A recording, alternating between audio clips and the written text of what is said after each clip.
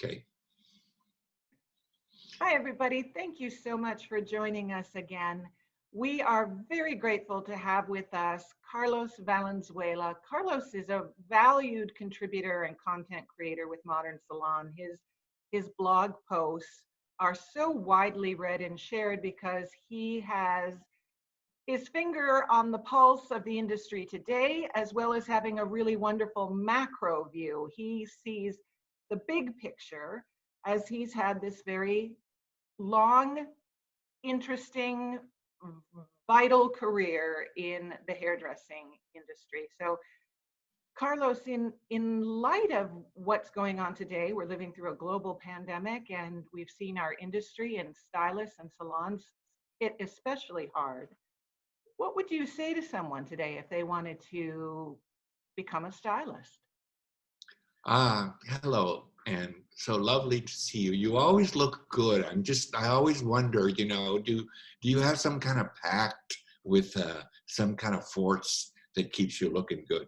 So yes, um, I I get this question not just from young people usually who want to go into hairdressing, but I also get it from parents who say, we're at a dinner party and they'll go like, hey, you know what? My my son thinks he wants to become a hairdresser. What do you think about that? And I always say yes. I always say try it. I don't think we have a particular prototype personality because I had my school, and I had my school for 15 years. I saw every conceivable different person, student apply and succeed. And there was no real measurement for it. For example, I would have the parents that would come to me and say, I, our girl here, she's doesn't like school and she does, and the girl is like real quiet. But then I would speak to her, and there, somewhere inside her, I saw like fire in her eyes. And I would say, she's going to be okay. She's going to be okay. I believe hairdressing, just based on my own personal experience, embraces, accepts, and allows everyone. It's like it's like a ticket to ride to something really wonderful. And it's also very mirror-like because hairdressing, not only do we use the mirror to style hair, hairdressing will compensate you on many ways exactly with what you put in.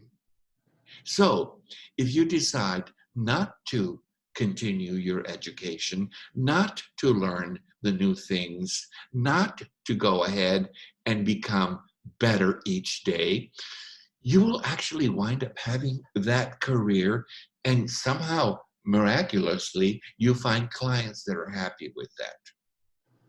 So it really is a career that totally reflects your effort at becoming the best you can. So it's an honest career from that perspective. Very, very honest. So I think today you still do need to have a little bit more of a get up and go if you're going to be a hairdresser than when I started the industry. When I started the industry, and I hate to tell you this, but we were doing shampoo sets. And women would come in and they would have their hair set, and once a week. So you work 5 days a week, you saw 7 clients. That's 35 clients. Once you had 40 clients, you were set. You just kept repeating them every week. It was easier to really become successful and become part of a commission salon. And today, it's a completely different thing. So you have to be a little bit of a hustler. And that's kind of like the very different thing that I find today versus the years before, and what I would say to a hairdresser, because we've spoken about this before, and the busiest stylist in a salon is not the most talented one. It's usually the one that has the best personality, the one that tries the hardest. You know, I'm still in awe of the people that are booked months in advance or weeks in advance, and they basically do very basic hair. So I really say, if you want to be a hairdresser, go for it. I mean, I believe that the industry will embrace your effort, will compensate you, will reward you, and it's very free. It's very freeing. So from that standpoint, it works really well. So, Carlos, you touched on so many great things. I love how you talked about a young person coming to you and you identify that fire, because often that's the age at which, you know, they are just discovering who they are, what they like, and it has to sometimes be introduced to them, or they have to see an example of it.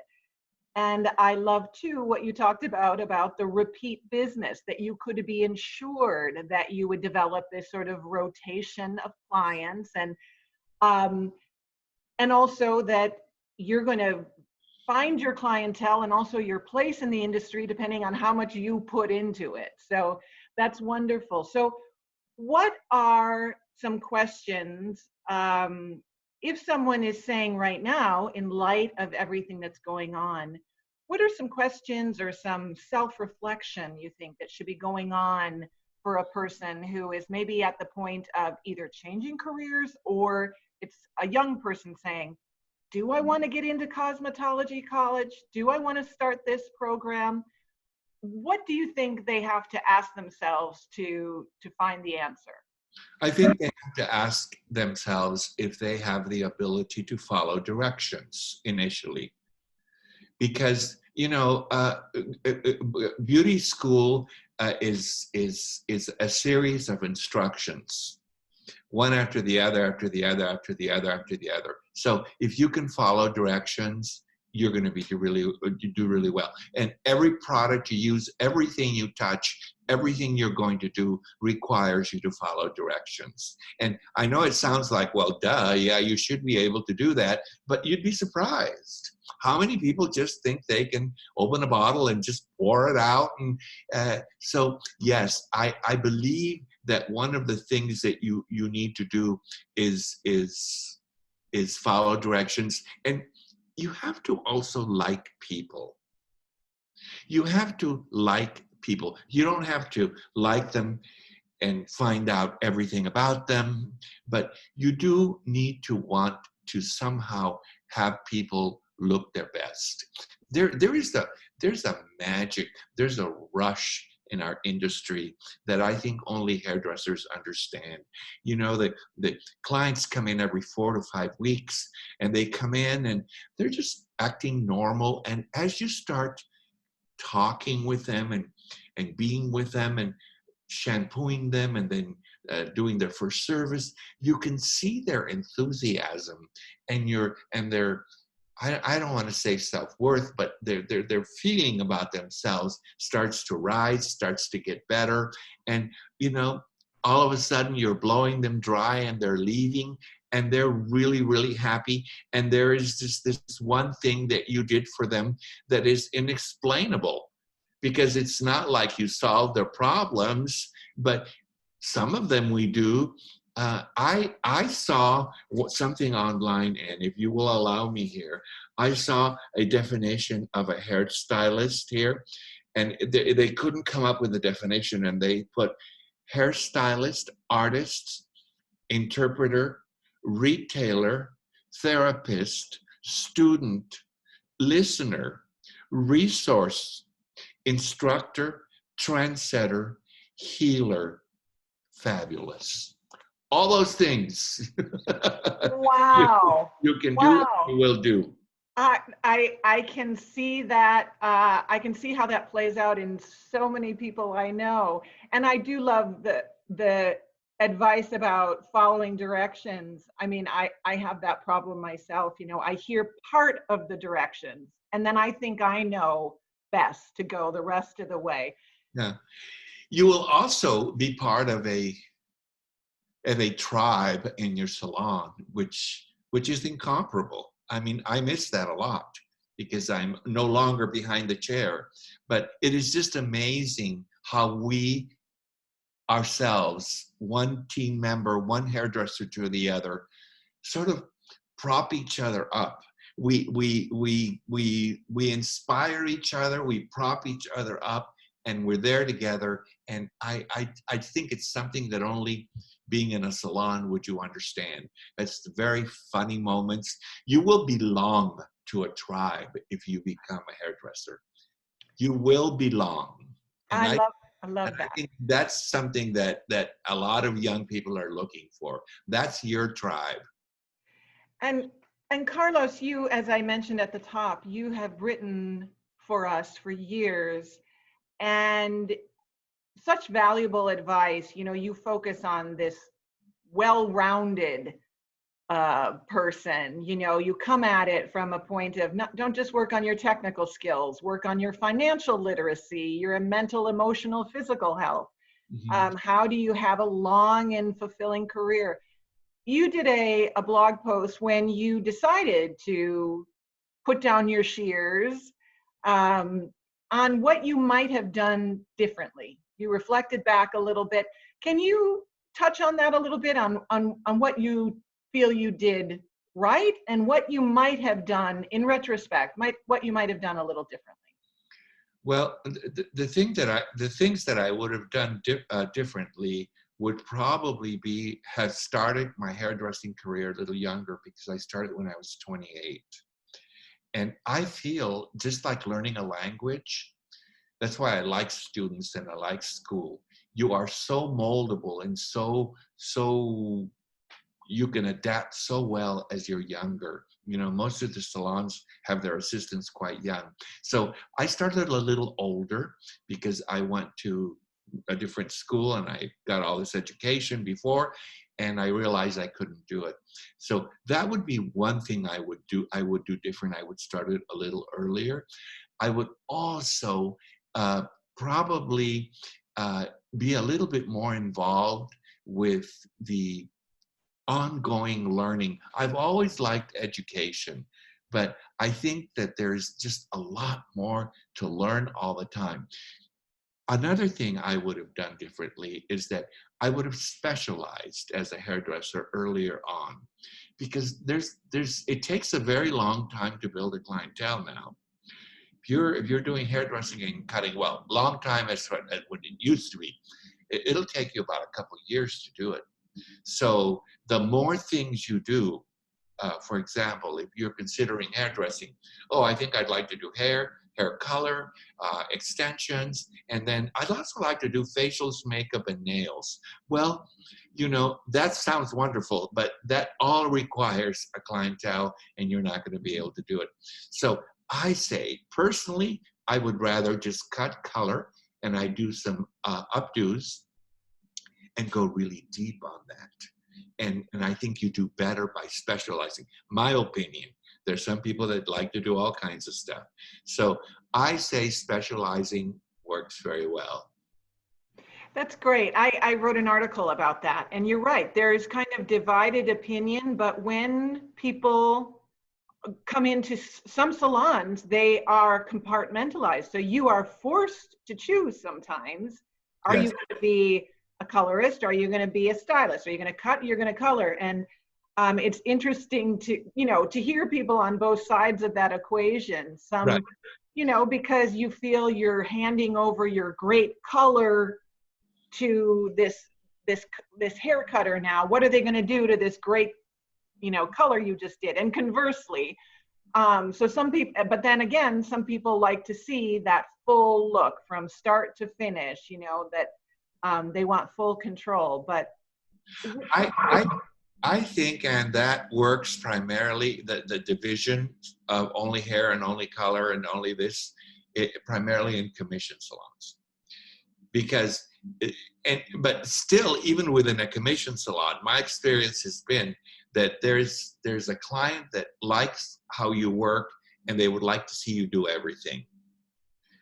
I mean, including the color. So, Yeah. but yeah, I can totally see how both work, and I guess it just depends on the business model. That's all it is. But as a creative person, I would rather do cut and color and finish it out, and I want to see it done. Do you, you did, I mean, we haven't even touched on how much education you've done and the travel you've done and the programs you've presented. Do you think that that decision you made to focus on education and to travel that way, are you glad you did that? Are you glad you stepped outside of the salon and Yeah. built your career in another way? Yes. I really feel that I've discovered education by working with great people. I mean, it's like we've also said this, and people bond to people. That's our first loyalty. And I was extremely lucky to work for Leo Passage in Chicago for Pivot Point, because there was a number of things that joined it together that convinced me to it. I was an immigrant at that point. I was, very much coming just from Mexico at that point. And my lifestyle was also not at one point at all accepted in Latin America. And here I go to this one company in Chicago that is just like no problem, because Leo was an immigrant, and then there was hairdressing that was so accepting.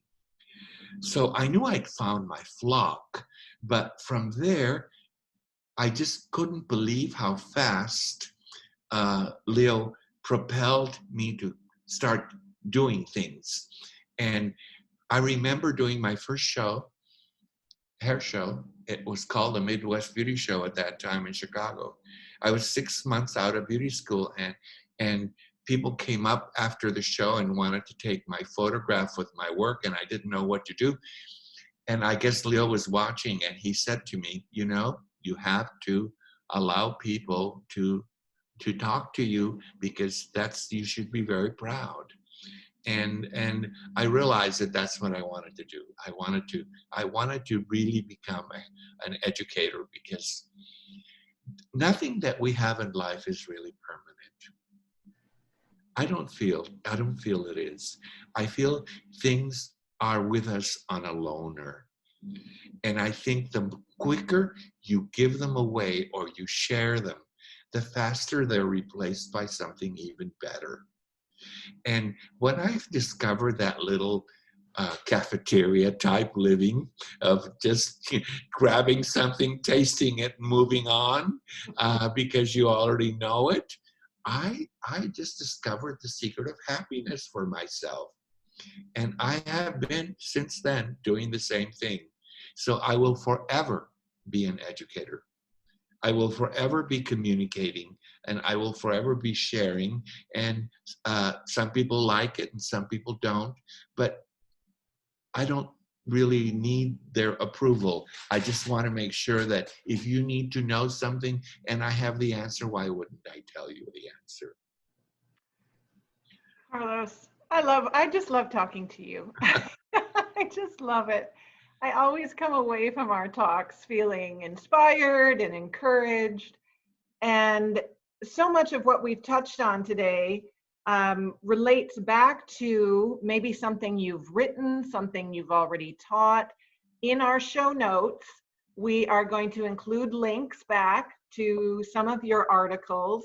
And I'm lucky, I know I'll keep talking to you, but we will check back in with you. And as we said at the top, sort of in light of this whole pandemic, it is still, there's so many unknowns. And as we record this right now, we're April 28th. We don't know what things will look like by the time everyone's listening to this, but I'm so grateful for your time. I'm grateful for your generosity of spirit and everything you have given to us and to the industry. Yes, well, I am grateful for the opportunity. And, you know, April 28th, and that means that it's in a couple of days or whenever it's going to be Hairdresser Appreciation Day.